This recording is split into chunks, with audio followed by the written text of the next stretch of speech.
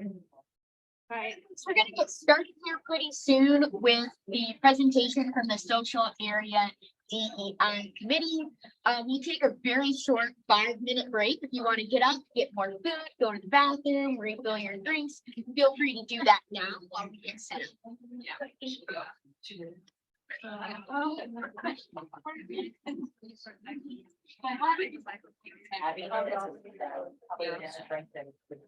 That's a good point, that there's now. You'll find. Yeah, it just feels like a nice intermediary. That's gonna be.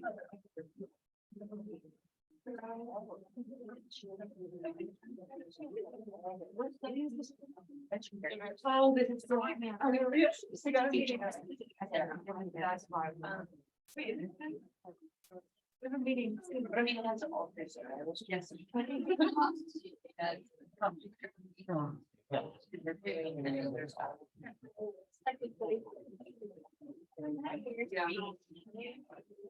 Yeah. Yeah. I mean, sad. There's.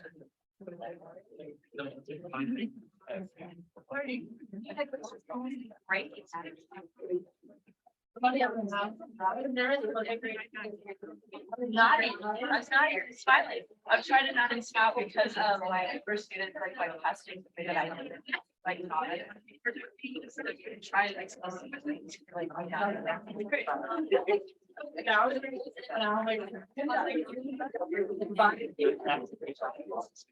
she's like, I actually have the ones that are there.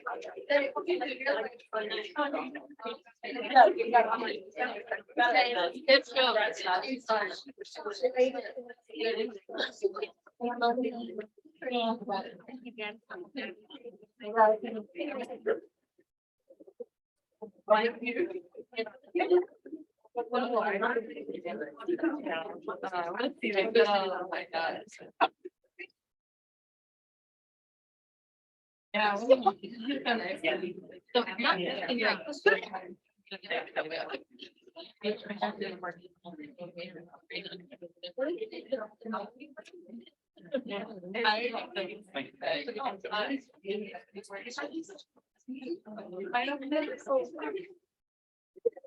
You're not gonna wait and see if do much. That is so.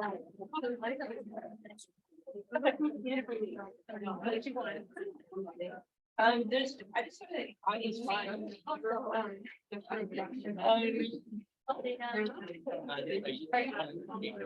Definitely, I think leader. Phil.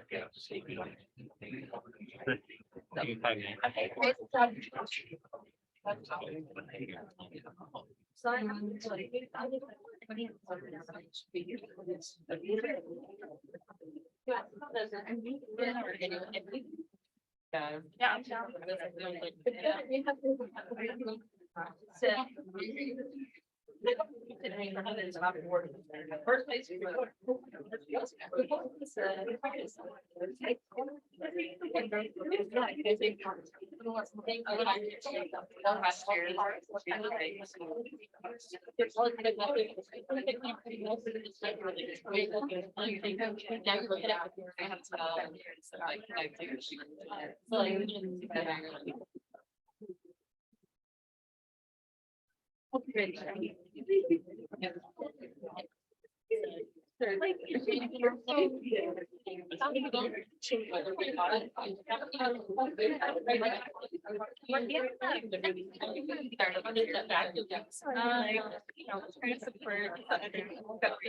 Which one are you?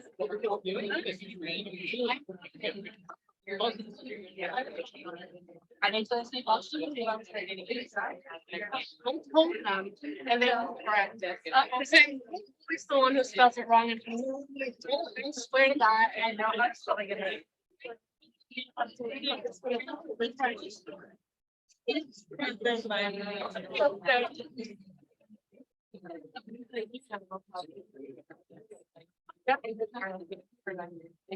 It's right. Yeah. Everybody, last but not least, I'm excited to welcome the social area DI committee. And so the social area diversity committee consisting of graduates, and faculty members in the social area was initially formed in response to the climate survey that went out in 2020. And the committee works not only to address and respond to DEI related issues, but also to promote and encourage the DEI mission of the social area. In their presentation, they will talk about who they are, what they do, and the value of having an area-specific diversity committee. Thank you. Yeah, so. This is just the outline of what we're gonna go through today. We mostly want this to just be a conversation, so we have a few slides, but it won't take long. But we only met via Zoom for a while, so this was the only picture we had with all of us. But we have a student portion of the committee and a faculty portion of the committee, but I'm Vanessa. I'll awkwardly introduce each or me. I'm Vanessa. This is Darcy, Sylvie, and Jesse. We are the students on this committee from the social department this year. And then we also have Rich Petty and Lisa Libby as our faculty liaison before. Yeah. Cool. So we were just gonna start by telling people kind of who we are and why we formed. And then we'll talk about kind of the benefits of an area specific committee. But I think we formed in like 2020, if I remember correctly. The whole department sent out a climate survey that we all took and then kind of analyzed the data and got it back to us. And in the social area, we noticed that maybe people, specifically like women and students of color, weren't as happy as they could be in an environment, and so we wanted to kind of address these issues.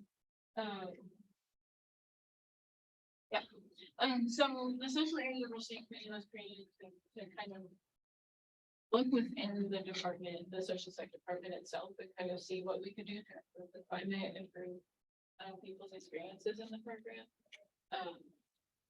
So yeah, we formed.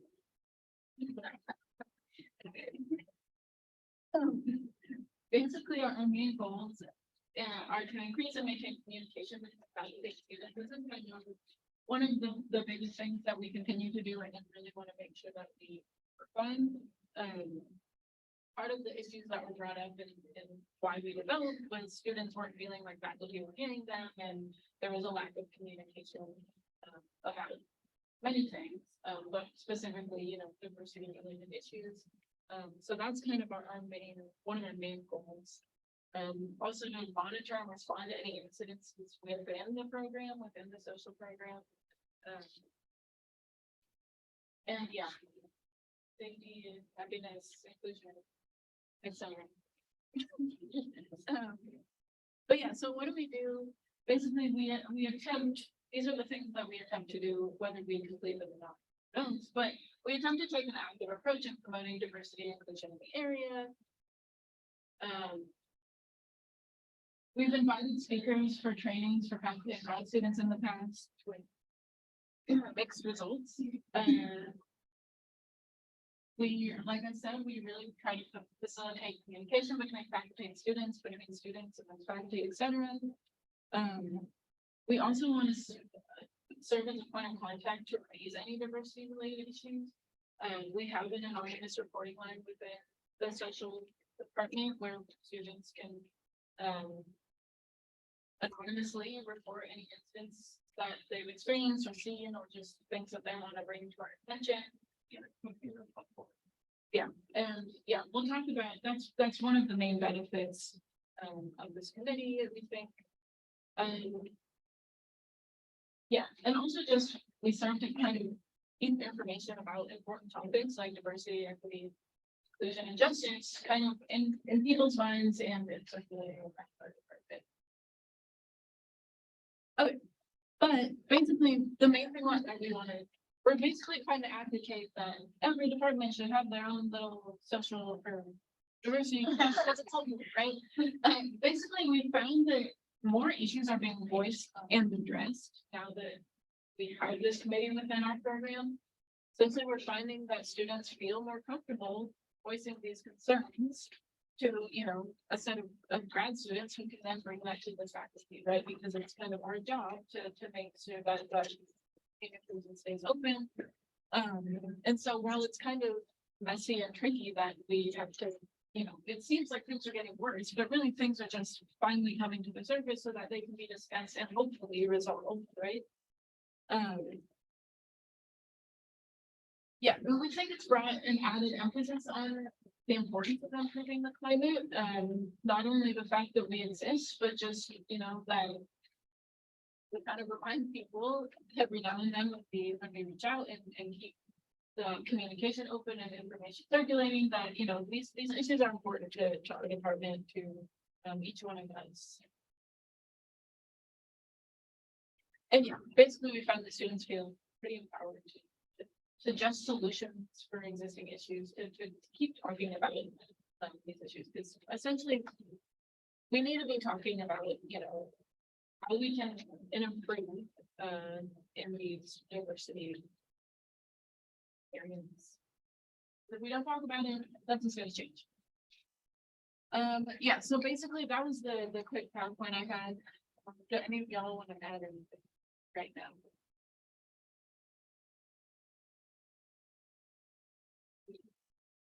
Okay. So yeah, basically we just wanted to have a conversation with y'all if you have any questions or want me to expand on any points. Yeah. Can you talk a little bit more about the anonymous like tip line? Like what is the scope of the kinds of things that you're getting? And then like, what are you guys, like, what do you do about it? Cause I feel like I both worry, like, I think it's really cool. And then I also kind of worry about like students who are reporting things like getting the resources that they need.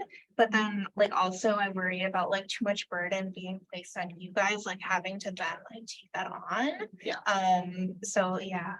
Yeah, so basically this was a quadrant survey that people can keep awareness or get information about the outside. It's the issue, what we asked, what do you want us to do about it? Like, what do you want to see about it? We've had a range of responses. A lot of them are like, hey, this in class, this comment was made and it made everyone feel uncomfortable, whether it's from a student or the professor themselves. So a lot of comments have been like that. And then if that's the type of issue that arises, we do a lot of emailing basically, right? We say, hey, this was brought to our attention that you might have said this and it made people feel uncomfortable. We ask that person if they would like to respond. Ideally, we try to you know, update everyone involved and say, all right, this issue is being addressed. Thank you for bringing it to our attention. So sometimes it's little things like that. Sometimes it's bigger things that are way beyond the scope of us, right? That basically, if it goes beyond our scope, we can give it to someone, you know, give it to what people? The home Title 9. Yeah, like, Title why- 9 or the Office of Institutional Equity, is that what they're called now? Yeah. The kinds of reports we get range from language in the classroom, to adjustment, to some students got different kinds of financial support, to more serious issues of kind of. Did I answer? I feel like you have many questions. Sorry, yeah. Do you have more? Yeah, just having the report in mind and the people know that they have this point of contact helps them to like voice their concerns and some issues they might have experienced. So if we didn't have this area committee, most of the cases it was like silence or they just didn't want to bring up. But now like sometimes we were not expecting to get this many reports, but sometimes we get a lot of reports, even though, yeah, it's lighter, but now they feel like they are, if they say something, then we will be actually doing something. So now they trust us. That's actually a good like circle. Yeah, That's great. Yeah. Yeah, from a faculty perspective and having served as one of the faculty liaison people, I think as a faculty member, one of the most demoralizing aspects of being a faculty member is if you hear years later about, gee, when I was back in the lab, I don't know if you knew that, this person or that person really wasn't carrying their weight, or, and it's like, oh gosh, I wish I would have known about that back then instead of only learning about it years later. And so those are not necessarily, DEI issues per se, but I think that there are parallels in terms of trying to make sure that it's not just learning about things years later and wishing that you had known about it earlier, but trying to learn about it earlier. Thanks. Yeah, that's a great point. Yeah, a lot of the things that we hear are things that have been going on for a long time, and people have been feeling this way for a long time. But since they didn't feel like they had someone that they could trust to bring these issues up to, it kind of just sat there. We've noticed that basically amongst the students, we all knew all these things already, but we either didn't communicate it to the faculty so that it could actually be addressed, or only some subset of people actually discuss these issues. So the point of this committee can kind of bring that issue to the forefront and to everyone's attention. I think it kind of helps from the organization too, helps communicate and things that find you're thinking that students are aware, like how students are selected, right? Yeah, so I have a question more on a logistical end. So you guys said you formed after the climate survey, but how are you kind of maintaining membership of the committee? Do you rotate or like, so it's like another area when I start, it's like, how would you go about it? We're still fine-tuning that process, but we were all initially, so I was part of the committee when it formed, I'm the chair now, but we kind of just had students in our department select or nominate people that they would feel comfortable in that role. And then we voted on that. We've moved away from that voting system a little bit. So we try to keep at least one or two people the same over the years. And then maybe bring in two new people kind of shift like that. On the faculty side, we've had, the same faculty for 2 years, then we switched. We think we might do it kind of alternate, so that one faculty is always consistent between the years. But yeah, kind of like, yeah. No, that makes sense. Yeah, we're still finding it.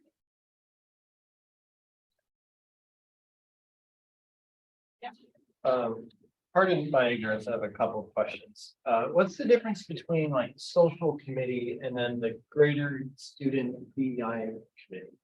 Yeah, so the social committee, we don't know what, I mean, we do know, but we don't know what's going on in the rest of the department. We're just looking at whether the students in social area feel comfortable and any concerns that they might report. And we're not as, so far we've been more just responsive to issues that already exist.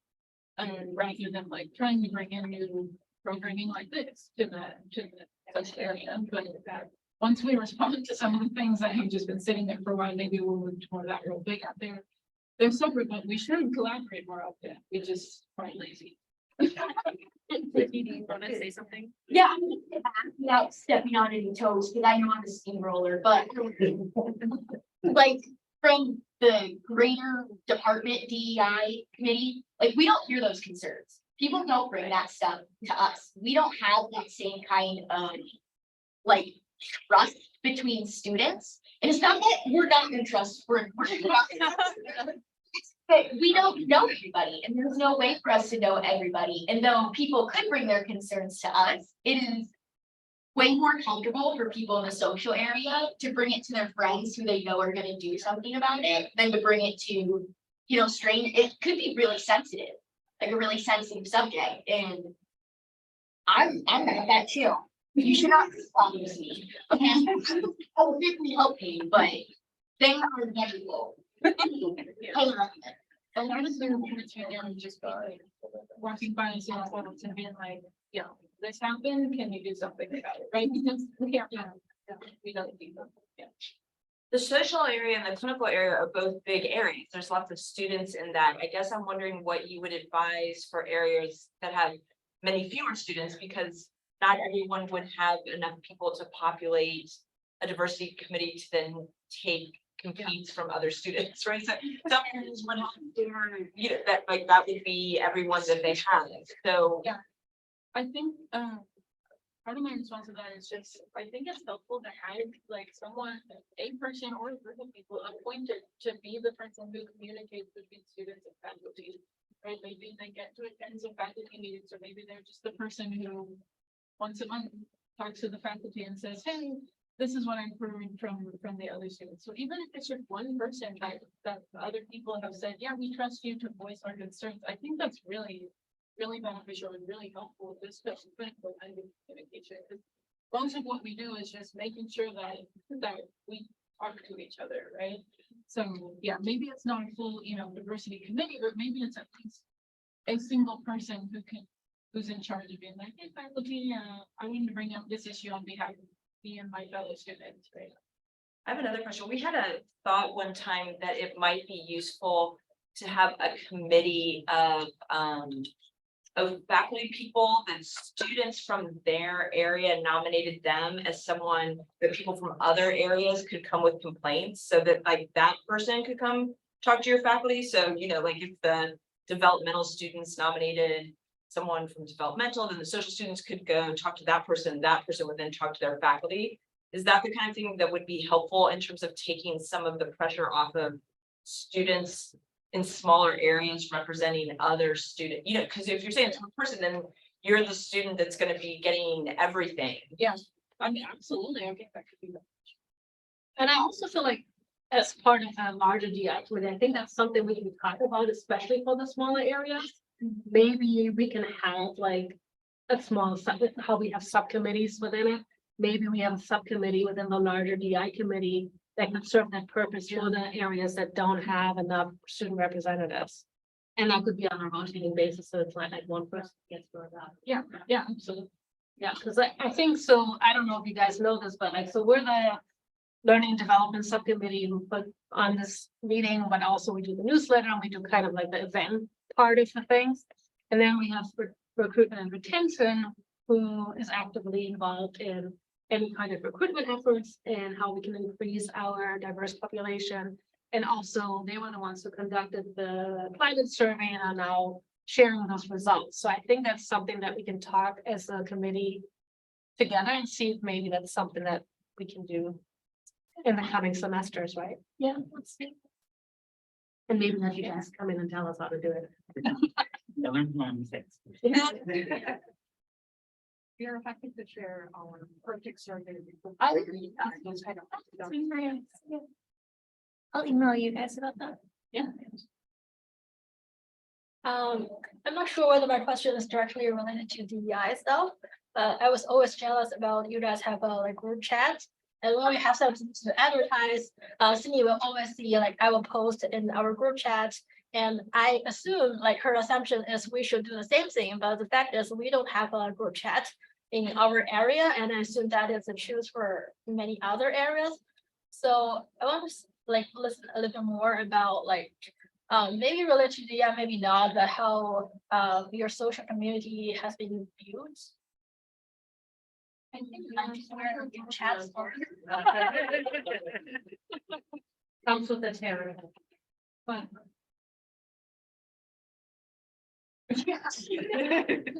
I mean, group chats are good, but also bad things can happen in group chats too.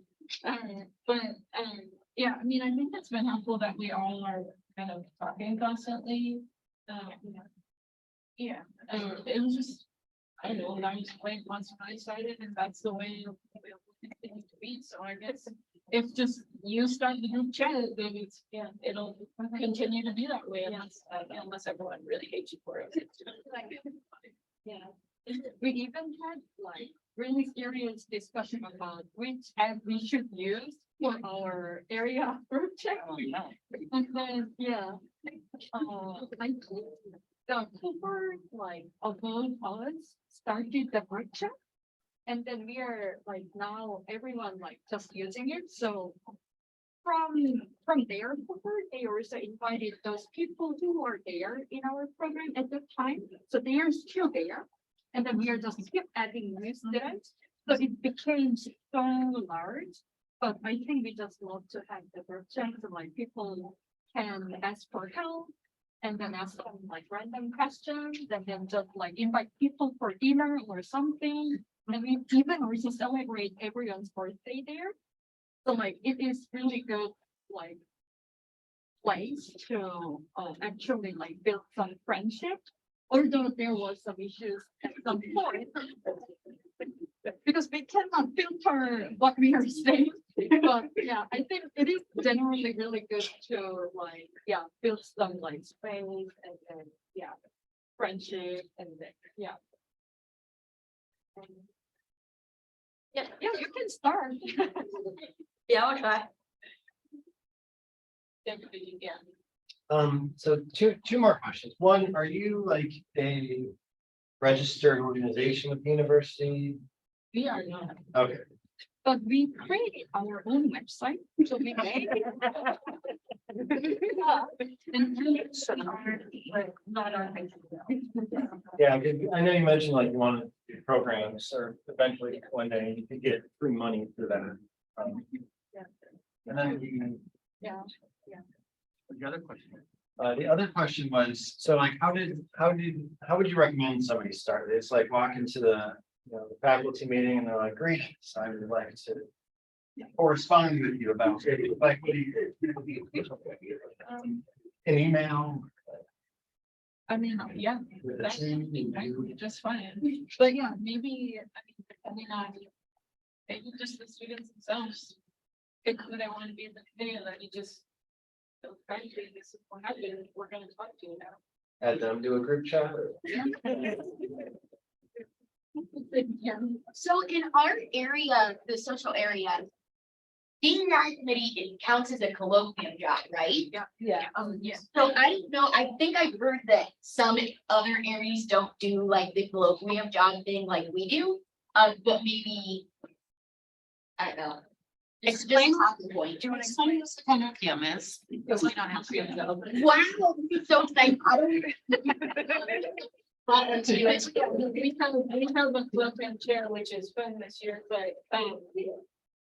someone is organizing all their talks, and then they assign jobs to help out with the running of our department to every student. Every student is gonna get a job, like whether that's scheduling speaker meetings with faculty or getting the Coca-Cola or maybe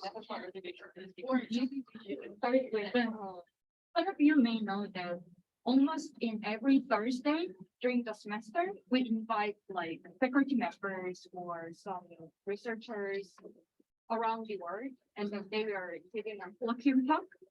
And that one, all of the social area students had to like volunteer for any kind of job related to inviting them from like A to Z, literally, like picking up from them from the airport or even reserving a hotel for them. So we are actually doing a lot of service to our department.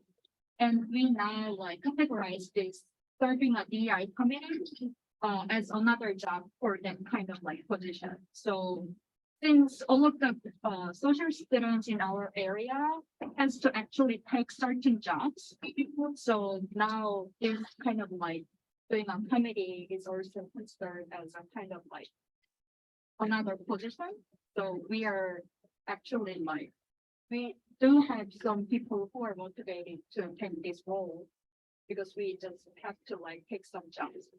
But it might be good to like within the other areas, you guys could also like nominate people and then also take a role rotationally. Then I think it might be good to like spread the responsibility, but at the same time, everyone can consider about like DI within their area. Yeah, but back to how to start this, I feel like send an email to your faculty and say, hey, we want to be able to better address these issues and keep open communication. So would you support us starting this committee or having someone come talk to you on occasion or whatever you want it to look like? So go fine.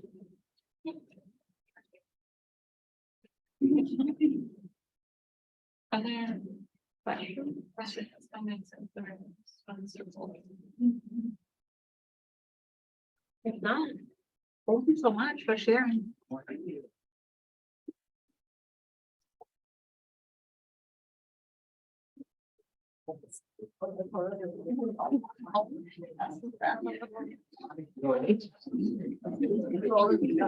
No, that's the next one.